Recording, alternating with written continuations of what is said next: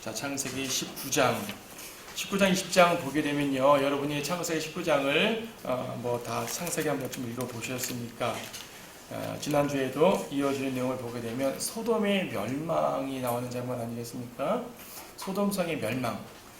19장 20장을 보게 되면요, 주제가 확 달라요. 19장은 소돔이 멸망한 것이고, 또 20장은 아브라함이 이집트에서 자기의 아내 사라를 잃을 뻔했던 것과 유사한 일이 한 번 더 벌어집니다.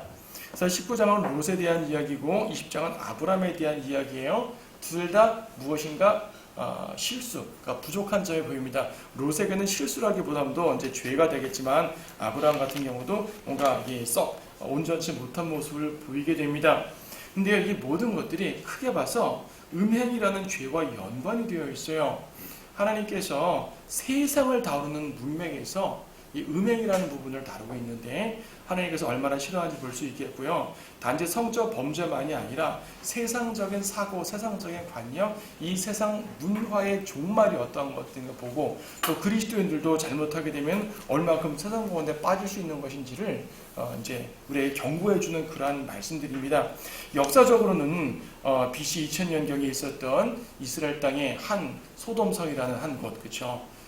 그란이라는 한 성, 이 조그만 동네에서 있었던 일이지만 그 모든 것들은 오늘 사는 우리에게 귀한 교훈을 줍니다. 남의 얘기가 아니라는 것이지요.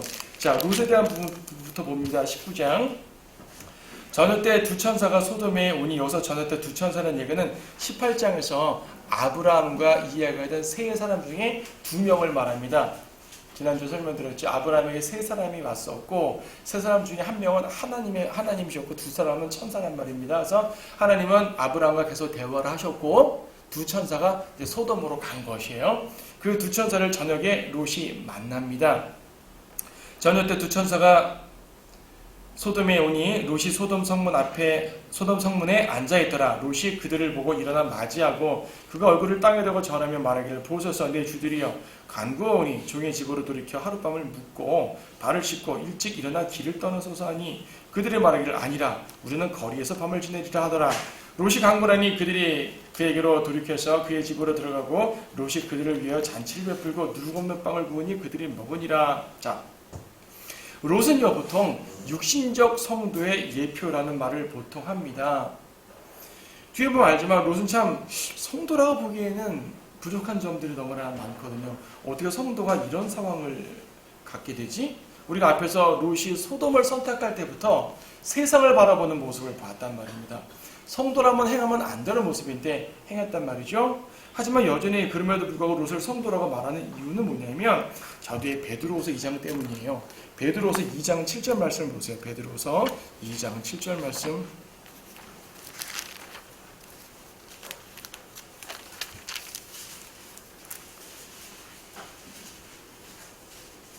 (2장 6절 7절을) 보게 되면, 또 소돔과 고모라 성읍들을 무너뜨림으로 정죄하여 죄가 되게 하셔서 후세에 경건치 않게 살 자들에게 본으로 삼으셨으며, 또 사악한 자들의 음란한 행실로 인하여 고통당하는 의로운 롯을 건져내셨으니, 의로운 롯이라 그러잖아요.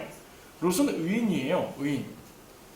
신약에는 예수님 믿음은 의인이고, 구약에는 행위에 따른 의인임에도 불구하고, 구약인데도 불구하고 롯을 의인이라 말하는 것이죠. 그러니까 롯은 비록 소돔에 있었지만 소돔 사람과 똑같이 생활은 안 했던 것 같아요.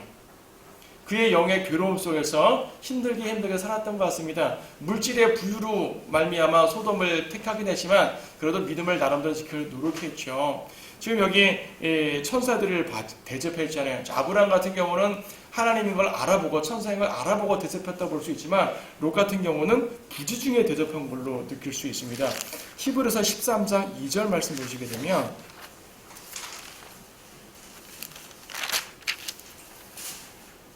히브리서 13장 2절 보면 이런 말씀이 있어요. 나그네 대접하는 일을 잊지 말라. 이렇게 하다가 자기도 모르는 사이에 천사들을 대접한 사람들도 있었느니라. 자기도 모르는 사이에 천사들을 대접한 사람 중에 하나가 바로 롯이라고 여겨져요. 그러니까 롯은 비록 소돔성에 살았지만, 소돔의 끔찍한 죄악 가운데 살았지만 나름대로 믿음을 지키려고 노력을 했었죠. 다만 그 믿음의 열매를 맺지 못했습니다. 자기만 겨우 지켰던 사람이죠.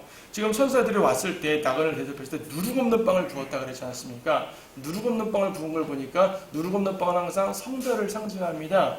구약에서 성결을 상징하는데 또 뭔가 의미가 없지 않아 있는 것이죠. 자, 이런 것들을 볼 때 롯이 나쁜 사람이 아니에요. 성도의 기본은 행하고 있다는 사실이죠.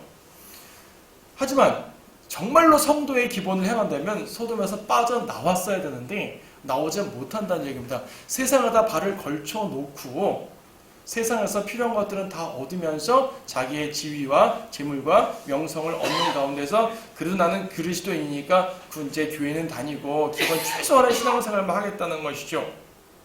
헌신이라는 것은 없는 것 같습니다. 그래서 육신적 성도의 예표로서 롯을 보통 얘기합니다. 지금 뒤에 보겠지만 롯은요, 소돔이 멸망하는 가운데 겨우 구출만 당했단 말입니다. 영적으로 적용해 보게 되면은 육신적인 그리스도인들은 구원을 받아요. 예수를 믿고 그리스도의 보혈로 죄 씻음 받았기 때문에 구원받습니다. 하지만 그리스도의 심판석에 올라가서 아무것도 남기지 못한 상태로 모든 것이 불타 잃어버린 상태로 주님 그래도 저희 구원하신 주님 감사합니다. 이 말밖에 못하는 상황이 되는 거죠. 하기야 그거라도 어딥니까? 세상과 함께 멸망하는 것보다는 구원이라도 받는 게 정말로 대단한 것이지만 그러나 하나님의 부끄러운 구원을 당하는 모습을 보게 되는데 그 모습을 우리는 창세기 19장에서 보는 것이에요. 성도지만 모든 것을 잃어버리는 불행을 겪죠. 자, 보세요. 지금 이 천사들이 이제 소돔성에 왔어요. 롯은 우리 집에서 머무십시오. 아니라 우리는 거리에서 유숙하겠다. 아닙니다. 거리에 있으면 참 안 좋아요. 우리 집에 있어요. 거리의 밤거리를 롯이 아니까.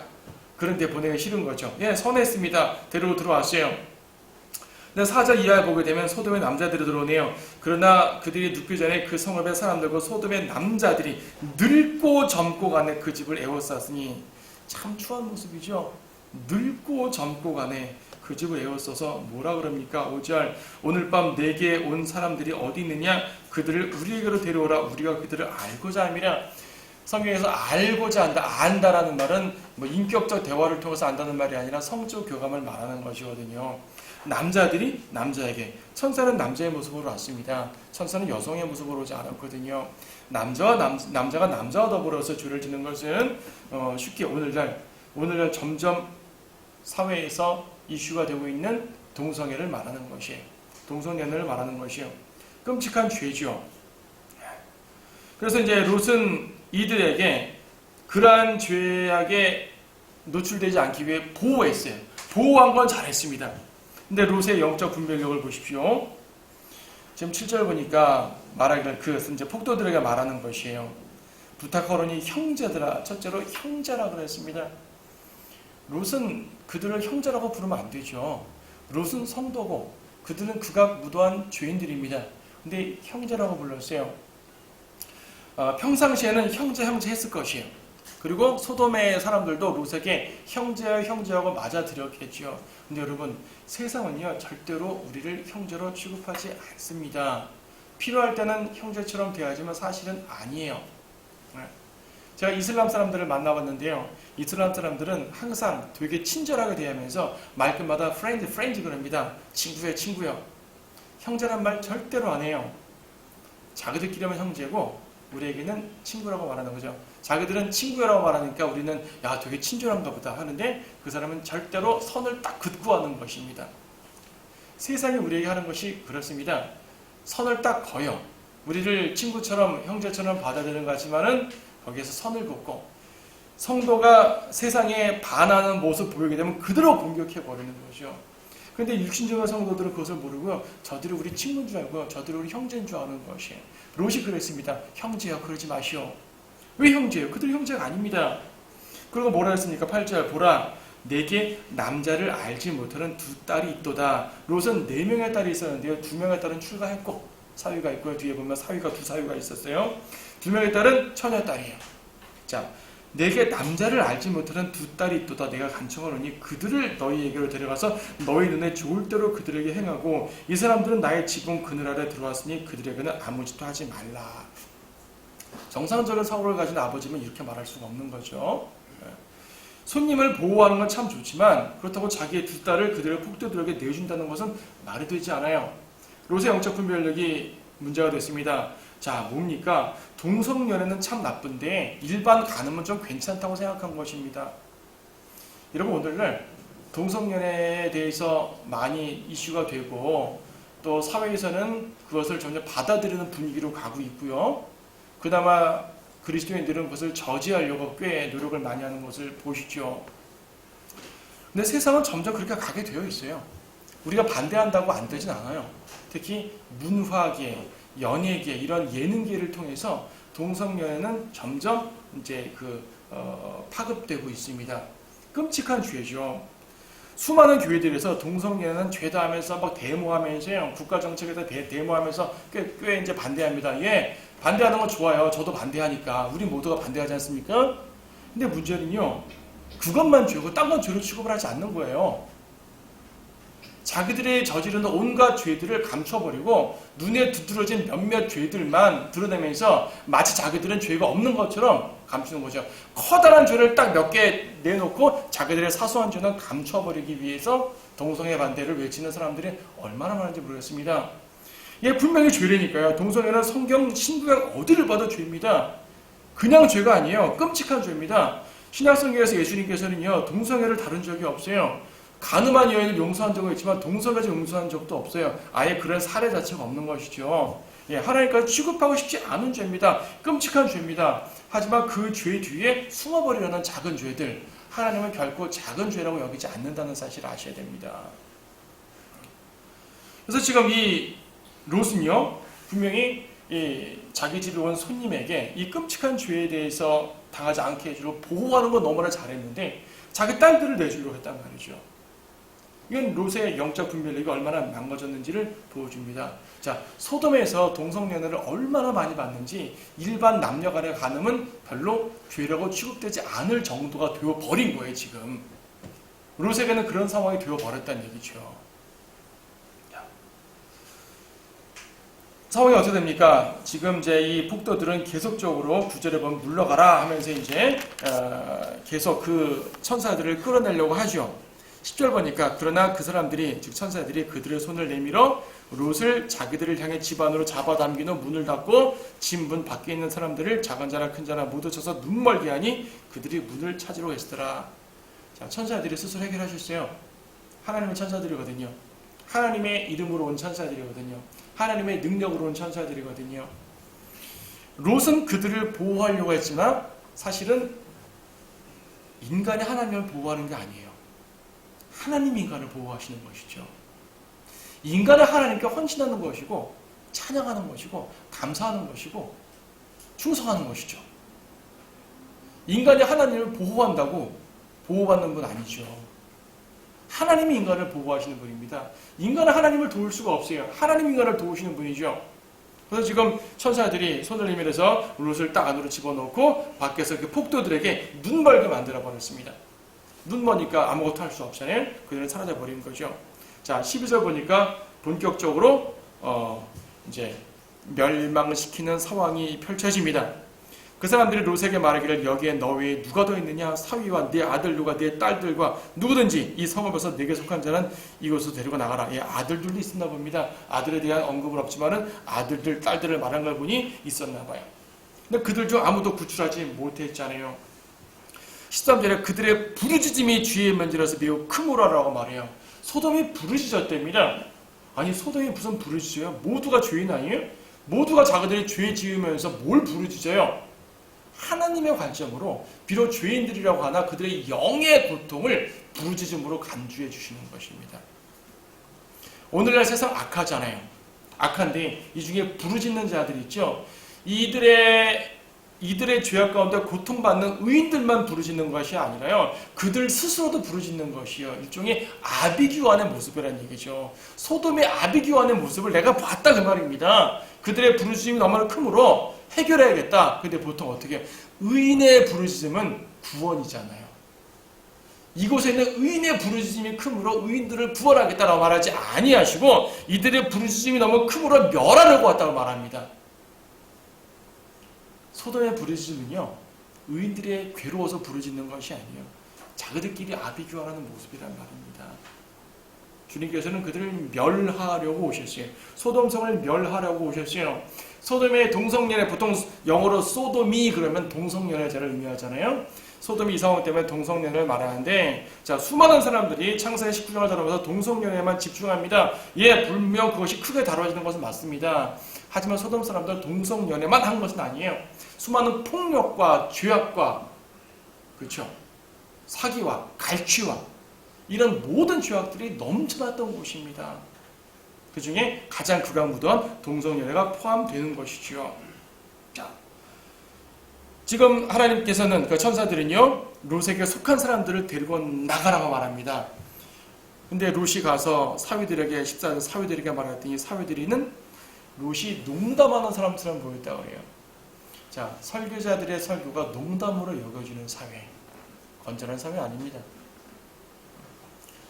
의를 외치는 외침이 농담으로 여겨지는 사회, 멸망에 가까운 사회입니다. 그렇죠? 여러분이 거리에서 복음 전하거나 개인적으로 복음 전할 때 단지 예수 믿으세요 라고 말할 때요, 복음을 거절할 수 있어요. 수많은 사람 거절하죠.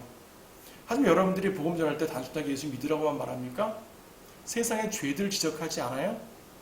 성경에 나와 있는 구절들을 펴가면서 이러이러한 죄들을 쫙 언급할 것입니다. 세상의 죄들을 말해요. 근데 그 죄들을 말할 때 농담으로 여긴단 말이에요. 무슨 그게 죄예요? 누구나 행하는 것이죠.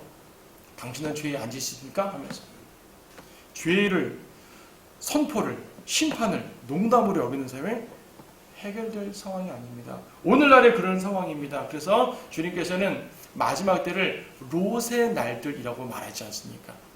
노아의 날들이라고도 말씀하셨지만 누가복음에 보게 되면 롯의 날들이라고도 말씀하셨습니다. 경고를 무시하는 사회입니다. 결과적으로 멸망하죠. 자, 15절 보니까 아침이 밝아왔습니다. 아침이 밝아오니 천사들이 롯을 재촉했어요. 보세요. 누가 재촉하죠? 롯이 재촉해요? 천사가 재촉해요? 천사가 재촉합니다. 자, 롯이 경고를 듣고 이 소돔성이 불바다가 된다고요? 빨리 가야겠네요. 롯이 사위들에게 재촉하고, 딸들에게 재촉하고, 아들들에게 재촉하고, 천사들에게 빨리 우리를 데리고 나가주세요 재촉하는 것이 아니라 천사가 재촉했어요. 롯은 어떻게 했습니까? 그냥 가가지고, 물론 경고가 있으니까 무서워서 경고를 하긴 했죠. 사위들이 가가지고 일어나서 나가라, 주께서 멸하시리라 말은 했으나 롯은요 아직 여유를 부렸던 것 같아요. 여유라고 보다도 아직 뜸을 들였던 것이죠. 빨리 이것저것 챙기고 빨리 가자. 급한 건 자기도 알아요. 적어도 성도라면 주님 오시는 상황 속에서 급박한 걸 압니다.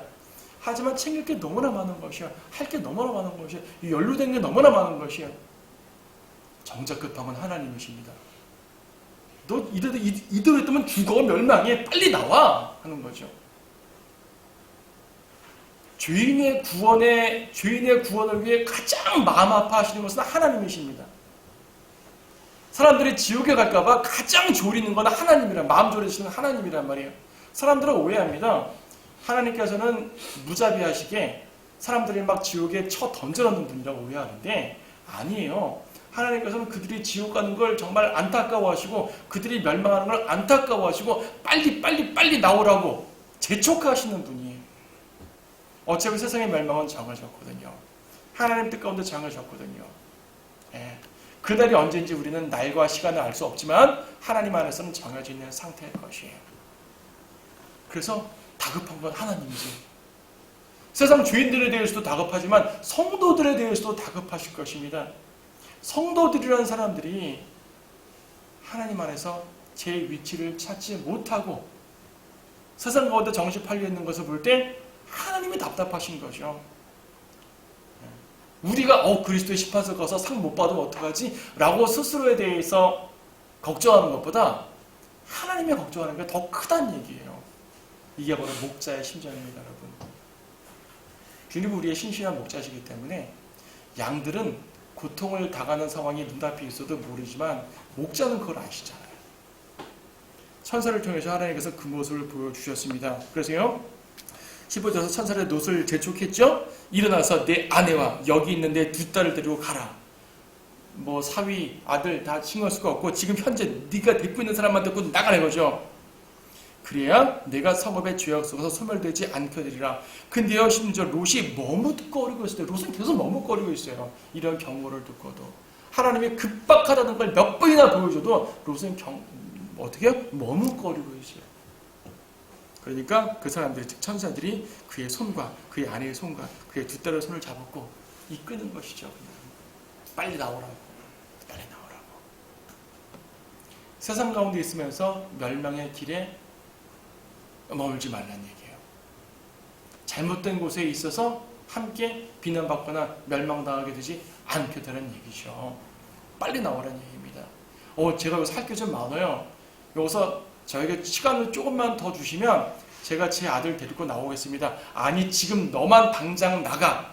라는 상황 펼쳐지게 됩니다. 급박한 상황이라는 얘기죠. 그래서 롯과 아내와 그리고 두 딸들의 손을 잡고 이끌어 나갔습니다.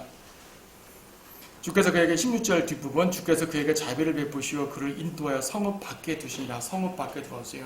자, 성읍 밖에 두고 뭐라고 말씀하십니까? 하나님께서 멸망을 시키는 것은 성읍이에요. 성읍.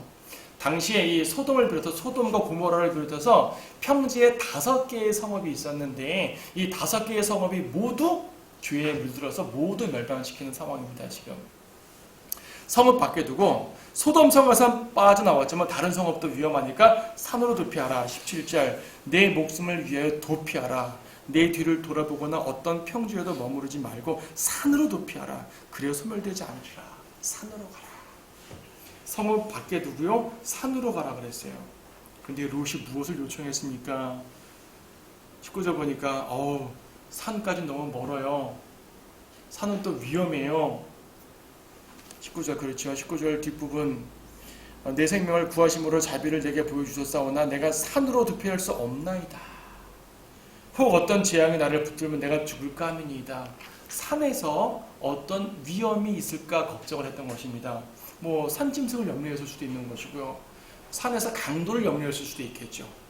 그곳의 산은 이제 이 지역에서 이 지역으로 옮기는 산이다 보니까 언덕이 많다 보니까 강도들이 출몰하기 쉬운 곳입니다. 그런 것들이 걱정됐던 것 같아요. 쉽게 말해 야생적인 동물, 야생적인 사람들이 걱정된 거죠. 야만인들이나 야생동물이 걱정됐던 것이요. 그들로 인해서 우리가 죽으면 어떡합니까? 차라리 성읍으로 보내주십시오. 아직 정신 못 차립니다. 지금 하나님은 성읍의 범죄 때문에 성읍을 멸망시킨다고 하셨는데 롯은 산보다 성읍이 안전하다고 생각을 했던 것이죠. 소돔성만 아니면 되잖아요. 저기 조성읍은 어때요? 소알성. 가까운 성이 조그만 성이 있어서 소알이라는 성. 저 성으로 갈게요. 저 성 갈 때까지만 살려주세요. 하나님의 자비하심으로 들어주십니다. 그 기도도 들어주십니다. 그래 가라. 그렇죠. 그래서 21절 보라 내가 이 일에 관하여도 너를 받아들였으니 내가 말한 이 성읍을 무너뜨리지 않으리라. 그 평지의 성읍들, 주로 물든 성읍들은 다 무너뜨리는데 네가 소알성으로 간다고 하니 소알성은 무너뜨리지 않아줄게. 빨리 가라 이거예요. 일단은 은혜죠. 들어주셨으니까. 하지만 궁극적으로 은혜인지 아닌지 뒤에 가서 보시면 압니다. 하나님은 성읍에, 이 죄악된 성읍의 위험을 경고하셔가지고 성읍에서 끄집어내셨는데 롯은 또 성읍으로 가려고 하는 것이요. 어떤 재앙이 산에 있으면 임할지 모릅니다. 그 사람은 물리적인 위험을요, 죄악보다 더 크게 걱정했던 것입니다. 여러분, 물리적 위험이 더 악해요? 죄악이 더 악해요? 죄악이 우리를 더 해를 줍니까? 물리적인 위험이 우리를 더 해를 줍니까? 죄악이 더 해를 줍니다. 근데 언뜻 보면 물리적인 위험이 더 우리에게 해를 줄 것 같잖아요. 이게 육신적인 성도의 모습이라는 얘기입니다. 하나님은 죄에서 벗어나라고 말씀하시는데 이 사람은 물리적인 이 안 좋은 환경에서 벗어나려고만 하고 있는 것이에요. 자, 결국 롯은 모든 것을 잃게 되죠. 자, 먼저 뭘 잃었습니까? 앞에서 14절에서 사위들을 잃었잖아요. 결혼한 딸들과 사위들을 잃었으며 그들은 그냥 소돔에서 멸망해 버렸어요. 또 누굴 잃었습니까? 아내를 잃었죠. 아내. 26절 보니까 지금 24절부터 봐야겠네요. 그때 주께서 하늘에서 주께로부터 소돔과 고모라 위에 유황과 불을 비처럼 내리셨고 그 성읍들과 모든 평주와 성읍들의 모든 거민들과 땅에 자라는 것들을 뒤엎으셨더라. 유황불을 내리셨어요. 유황불은 지옥불이죠. 지금 지옥의 예표를 보여주는 것이에요. 지옥의 예표. 정말 지옥 상황이 되어버린 것이요. 그 성읍들과 모든 평주와 성읍의 모든 거민들과 땅에 자라는 것들을 뒤엎으셨더라. 사람뿐 아니라 거기 있는 초목까지도 다 불태워버렸다는 얘기입니다. 근데 26절, 그러나 롯의 아내는 그의 뒤에서 뒤를 돌아보았더니 소금 기둥이 되었더라. 왜 뒤를 돌아보았을까요? 뭔가 아쉬웠던 얘기죠. 자기가 살아간 세상이 멸망하는 것이 못내 아쉬웠습니다. 내가 그동안 저기에다 벌어놓은 게 얼마나 많은데, 내가 저기다 지어놓은 집은 얼마나 좋았는데, 내가 저기서 사귀었던 친구들은 얼마나 좋았는데, 그들에 대한 미련이 있어서 뒤를 돌아보는 것이에요. 분명히 하나님 경고하셨거든요. 뒤를 돌아보면 죽는다. 뒤를 돌아보았습니다. 소금 기둥이 되었죠. 여러분, 이스라엘 그 사해 바다 옆에 가면요, 사해가 이렇게 좀 길쭉하게 되어 있는데, 사해가 두 부분을 나뉘어져 있어요. 북쪽 부분, 남쪽 부분. 남쪽 부분에 이제 서쪽, 이제 이스라엘 쪽에 붙어 있는 중간쯤 가면은 언덕 위에 롯의 아내라는 석상이 있어요. 이제 석상은 아니고 자연적으로 만들어진 돌 기둥인데요. 그 모양이 마치 이제 롯의 아내가 그 소돔을 바라보는 그런 형상으로 되어 있다 그래가지고 관광지예요. 롯의 아내 기둥. 롯의 아내라면 키가 한 160 정도 돼야 될 텐데 2m 넘는 커다란 바위예요. 그들은 그냥 성경 사실을 전설로 여긴단 말이에요. 전설로 여기는 것이고요. 그 기둥은 돌 기둥이에요. 소금 기둥 아니에요. 돌 기둥이고 그 밑에 소금 천지가 있긴 있어요. 자, 성경을 전설로 하는 사람들, 믿지 못하니까 또 사람들도 거기서 롯의 아내하고 사진 또 찍어요. 또 자, 세상은 성경 갖고 밥벌이하는 사람들이 얼마나 많은지 모르겠어요. 저주의 모습이거든요. 경고를 받아야 된다는 얘기입니다. 자, 롯의 아내는 세상을 사랑했습니다. 세상을 사랑해서 세상과 함께 멸망하는 거죠. 계시록 18장에 보게 되면요, 마지막 바빌론, 바티칸을 말하죠. 마지막 바빌론이 멸망할 때, 지진나고 멸망하잖아요. 멸망할 때 바티칸과 더불어, 즉 바빌론과 더불어 음행했다고 말하죠. 바빌론과 더불어 즐겼던 모든 이방 왕들이 함께 슬퍼했다는 모습을 보게 됩니다. 여러분, 얼마 전에 파리의 노트르담 성당에 화재가 났었습니다. 성당 전체가 불탄 건 아니고 첨탑만 불탔는데, 첨탑이 넘어지는 것을 보고 수많은 사람들이 애통하고 안타까워 정말 울더라고요. 그 온 세계의 대통령이나 정부 강요들이 거기 애도의 편지를 보내고요. 마치 유럽이 무너졌다고 말합니다. 예, 유럽 무너진 거 맞아요. 유럽은 카톨릭이 유럽을 상징하거든요. 바티칸과 함께 그 바빌론과 함께 혹은 세상과 함께 멸망하는 그 많은 사람들의 현주소를 보여주는 것이죠. 자, 지금 결혼한 두 딸을 잃었죠. 소돔에서 멸망당했죠. 그 다음에 롯의 아내를, 이 세상에 미련을 두었던 거기 롯의 아내를 잃었죠. 또 누구를 잃습니까? 두 딸을 잃습니다. 두 딸은 잃은 건 아니지만은 죄악 가운데 넘겨지게 되는 것이죠. 비참합니다. 두 딸과 범죄를 하죠.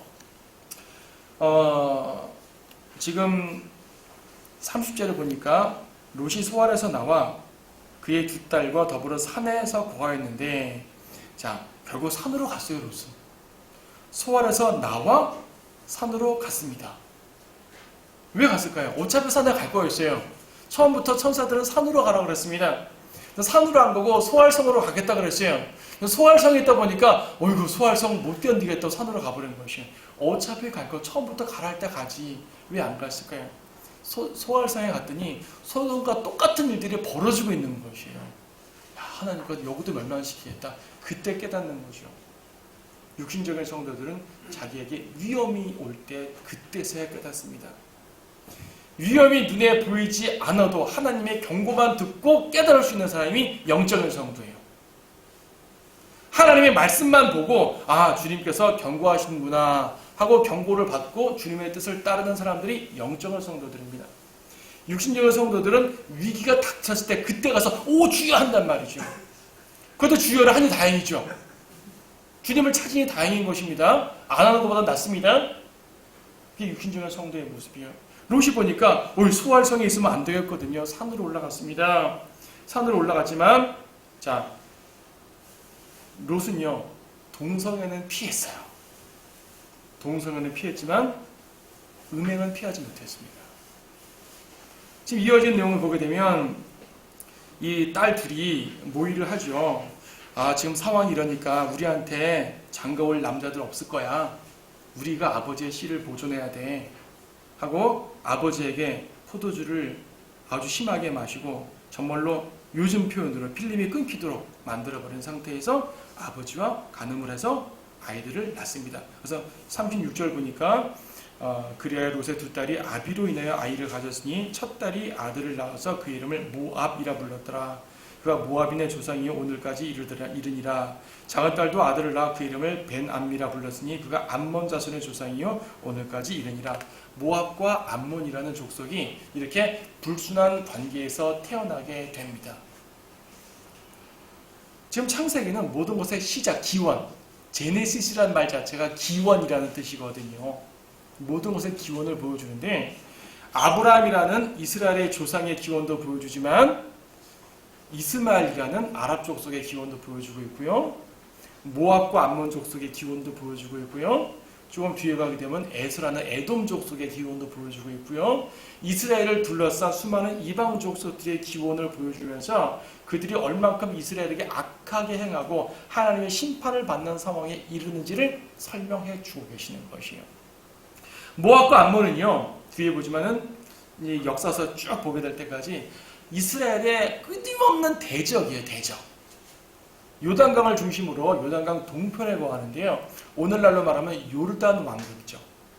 오늘날로 말하면 요단강 서편에는 이스라엘과 팔레스타인이 있고 요단강 동편에는 요르단 왕국이라고 있습니다. 그 사람들의 기원이 바로 모압과 암몬, 나중에 보는 에돔도 포함되지만요. 모압과 암몬입니다. 이들은 이스라엘 백성이 출애굽해서 가나안 땅으로 들어가려는 그 과정에서부터 막았고요. 이렇게 하나님의 일들을 계속 방해하는 두 세력 중에, 그러니까 커다란 두 세력이 모압과 암몬인데, 그래서 신명기에서는요 모압과 암몬을 정말 저주합니다. 이런 신명기 23장 3절 말씀 보죠. 암몬인과 모압인은 주의 회중에 들어가지 못하리니 그들의 10대까지도 그들은 주의 회중에 영원히 들어가지 못하리라 그랬습니다. 자, 무슨 말인가 하니 지난주도 설명드렸죠. 이방인들도요 할례를 받고 율법의 언약으로 자신을 헌신하게 되면 유대인의 회중에 들어옵니다. 하나님은 받아주셨어요. 받아주셨어요. 룻과 누구예요? 라합 같은 경우도 이방 여인이지만은 이스라엘 가운데 결혼에 들어와서 그 자녀들이 모두 이스라엘 회중으로 받아들여졌죠. 근데 모압과 암몬이는요 안 받아준다 그래요. 10대까지. 10대까지 영원이라고 그랬는데 10대가 곧 영원이란 말은 아니지만은 그만 강조하는 말이겠죠. 10대 동안 안 받아들이게 되면 그들은 아예 안 들어오게 되는 거죠. 자, 모압과 암몬이는 주의 회중에 결코 받아들이지 않겠다고 선언해 버리신 것입니다. 그들의 기원이 바로 여기 롯에게서 나오게 돼요. 그러니까요, 롯은요, 그 동성애는 피했지만 다른 음행은 피하지 못했고 하나님께서는 이 모든 과정에서 롯으로 하여금 모든 것을 잃어버리게 만드는 심판을 하신 것입니다. 롯은 자신만 구원받았어요. 물론 두 딸도 구출을 내지만 롯이 구원받은 것, 구출받은 것은요 오직 아브라함 때문입니다. 29절 보세요. 하나님께서 평지의 성읍들을 멸하실 때에 하나님께서 아브라함을 기억하시고 롯이 거하는 성읍들을 무너뜨리실 때 무너뜨리는 와중에서 롯을 내보내셨더라. 아브라함 때문에. 우리는 지난 시간에 아브라함의 기도를 잘못한 걸 봤잖아요. 아브라함은 이 롯을 구해달라고 기도하면 될 걸 가지고 소돔 성을 멸망시키지 말라고 기도했습니다. 그건 잘못됐죠. 하지만 하나님께서 아브라함의 마음을 아시지 모르시지 않을 거 아니겠습니까? 아브라함이 정말 마음 쓰는 게 롯인 줄 알기 때문에 롯을 구해줬었어요. 그리고 아까 소알 나왔죠. 소알. 하나님께서 소알을 멸망시키셨어야 합니다. 소돔과 고모라와 함께. 근데 롯 때문에 소알을 멸망시키지 않았어요. 소알의 범죄가 이어지게 돼 주변에 파급될 거 아니겠어요? 하나님께서 심판하시겠다 하면 받아들여야 됩니다. 하나님의 심판을 받아들이고 그 가운데서 자백하고 회개함으로써 오직 의인은 믿음으로 말미암아 살리라. 의인들, 믿는 성도들이 주님 안에서 새롭게 도약할 기회를 얻어야지 심판 자체를 거절하게 되면 하나님의 심판하려고 했던 그 죄악이 더 퍼지게 되는 문제가 생기죠. 롯이 소아라에 들어가겠다 하는 것 자체, 롯은 끝까지 하나님 뜻에 어긋났던 사람이에요. 근데 하나님께서는 아브라함을 기억하셔가지고 롯을 구출해 주셨고요. 일종의 은혜죠. 롯이 아브라함의 친척이라는 이유만으로 얻게 된 은혜입니다. 그리스도인들이 아무리 육신적으로 행해도 예수 그리스도의 피로써 하나님의 가족이라는 이유만으로 은혜를 받게 되는 것입니다. 우리는 하나님의 가족이잖아요. 하나님의 자녀잖아요. 하지만 육신적으로 행하게 되면 롯처럼 모든 것들을 이룰 수가 있습니다. 다만 몸만 겨우 구원받아 나오게 되는 거죠. 롯의 이야기가 그렇습니다. 20장은 간단히 해보겠습니다. 20장 아브라함이 그곳에서부터 남쪽 지역으로 이동하여 카데스와 술 사이에 거하였고 그랄에서는 잠시 머물렀더라. 그랄이라는 지역은 이스라엘 서남부 지역인데요. 서남부 지역인데 오늘날 가자 지구라고 아시죠? 가자 지구라고 말하시는 그 지역입니다. 그러니까 아직은 필리스티인들이 오지 않았지만 필리스티인들이 오게 되는 그 땅을 말해요. 아비멜렉이라는 왕이 있었습니다. 2절 아브라함이 그의 아내 사라에 대해 말할 때 그녀는 내 누이라 하였으므로 그랄 왕 아비멜렉에 보내서 사라를 데려가니라. 이집트에서 그랬잖아요. 사라는 내 아내가 아니라 내 누이입니다. 그러니까 파로가 사라를 취할 뻔했어요. 하나님은 선물적으로 막아주셨죠. 또 그랬습니다. 여기서 사라라고 말하는 것을 보니 분명히 이집트에 있던 사건과 한참 뒤인 것이 맞아요. 성경 기록의 순서대로 기록되지 않고 앞에서 뒤집어질 수 있지만 그러나 이 내용을 보게 되면 17장 이어지는 내용인 것을 분명히 보게 됩니다. 90세가 넘은 여인인데도 얼마나 아름다웠는지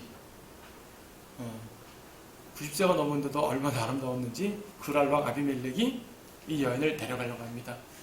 여전히 아브라함은 한번 이집트에서 당했음에도 불구하고 여전히 자기 아내를 누이라고 소개를 하고 다니네요.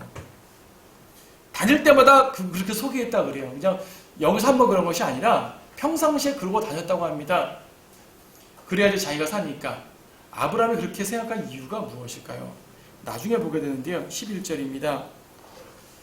아비멜렉이 아브라함에게 왜 그렇게 말했느냐라고 말하니까 11절 아브라함이 말하기를 참으로 이곳에는 하나님을 두려워함이 없기에 내 아내로 인하여 그들이 나를 죽일 것이라고 생각했습니다. 하나님을 두려워함이 없는 곳, 하나님을 두려워하지 않기 때문에 이 사람들은 내 아내라 그러면 나를 죽이고 아내를 빼앗을 줄 알았던 것이죠. 아는 게 아니라 고대 이방 세계에는 그런 일이 흔했습니다. 고대 이방 세계에는요, 남편을 죽이고 아내를 뺏는 일이 흔했어요. 그러니까 아브라함은 이곳에는 하나님을 두려움이 없으니까 분명히 이런 일이 벌어질 것이 아니죠. 소돔 같은 경우는 그럴 수도 있었을 것이요. 소돔은 정말 하나님을 두려워하지 않는 곳이니까. 하지만 여러분, 이방인들이라고 모두 하나님을 두려워하지 않는 건 아니에요. 오히려 세상 사람 중에서 양심이 똑바로 된 사람들이 종종 발견되지 않습니까? 네. 물론 양심만 바르다 다 구원받는 건 아니라 예수님을 믿어 구원받는 것이지만 구약시대에는 어차피 예수님을 믿어 구원받는 상황이 아니라 양심에 따라서 선한 행실로 인정받는 시대다 보니까 이방인들도 그랬어요. 여기 보게 되면 3절에서 하나님이 꿈에 아비멜렉에게 오셔서 네가 데려간 여인은 아브라함의 누이가 아니라 아내다. 죄짓지 마! 경고하신 것이죠. 그러니까 아비멜렉이 꿈에서 봤으니까 무시할 수 있잖아요. 무슨 그냥 꿈을 꿨군 하고 데려올 수도 있었습니다. 정말 아브라함의 아내면 어떡하지? 죽이자. 아닙니다. 이 아비멜렉은요 하나님께 기도합니다. 주여 주께서는 의로운 민족도 죽이시려나이까. 5절에서 그녀는 나의 누이라고 나에게 말하지 않았나이까. 그녀 자신도 말하기를 그는 나의 오라비라 하였나이다. 나는 마음의 온전함과 내 손의 무죄함으로 이렇게 하였나이다. 나는 양심에 어긋나는 일을 하지 않았습니다. 누이다 그러니까 제가 데려왔죠. 아내라 그러면 데려왔겠습니까? 변명 아닙니다. 하나님이 이 사람의 말을 인정해 주셨어요. 6절 또 하나님께서 꿈에 그에게 말씀하시기를 정녕 나는 내가 내 마음의 온전함 속에서 이 일을 행한 줄 알았으므로 나도 너를 막아 내게 죄를 짓지 않게 하였나니. 자, 하나님도 인정하십니다. 자, 아브라함의 실수죠. 아브라함은 필요이상으로 두려워하고 겁먹었습니다. 하나님을 의지하면 되는 거예요, 그냥. 그리고 이미 하나님께서 뭐라 그러셨습니까? 앞에서 사레를 사라라고 이름 바꿔주시면서요. 사라를 통해서 이삭을 낳게 한다 그랬잖아요. 사라도 약속을 받은 사람입니다. 하나님께서 사라를 보호해 주시겠어요? 안 보호해 주시겠어요? 보호해 주실 거 아니겠어요?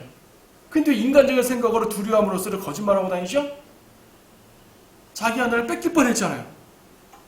하나님은 막으셨습니다. 큰일 날 일이에요. 단지 간음이 문제가 아니라니까요. 자, 지금 17장, 18장 이후에 하나님께서 사라에게 이미 태에 이삭을 넣어주셨어요. 17장에 보니 20장은 지금 아직 배가 안 불렀나 보죠. 그러니까 데려갔죠. 배 불렀으면 아비멜렉을 데려갔겠어요? 아직 임신 초기인지 그런 상황이었을 것입니다. 아니면 임신하기 직전이었든지.